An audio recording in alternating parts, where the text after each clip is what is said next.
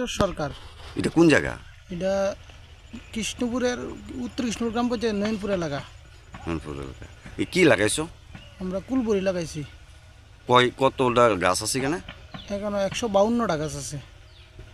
এইদিকে প্রথমবার করতেছো না এর আগেও করছো? এর আগে আমি করছি না, আর আমার জ্যাঠাতো ভাইরা করছে, আমি এবারই ফার্স্ট করছি।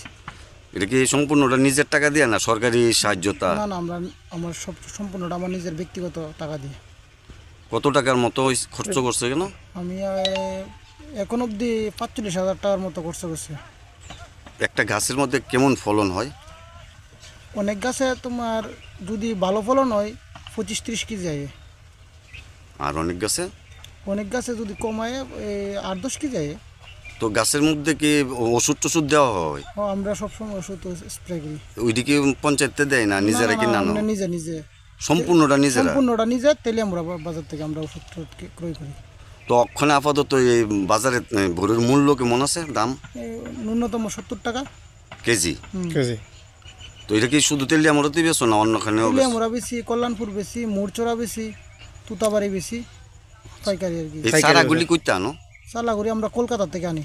তোমরা নিজেরা গিয়ে আনো না? না, আমরা নিজেরাই আনি গিয়া। একটা চারা কত করে পড়ে? একটা জায়গায় এখন অবধি 80 টাকার মতো পড়ে।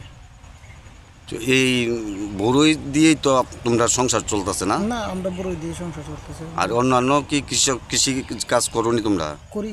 কি কাজ আছে? আমরা অন্য যেমন পটল, কারকল, আরো ক্ষেত্রে আছে না? কিন্তু বড়িটা এটা সিজন মাফিক করি আর কি। আমরা পরিবারের সদস্য কজন তোমরা? আমরা পরিবারের সদস্য হয়েছে 5 জন। তো বড়ই বেচা বা ওই কৃষি টিষি করে সংসার চলে না?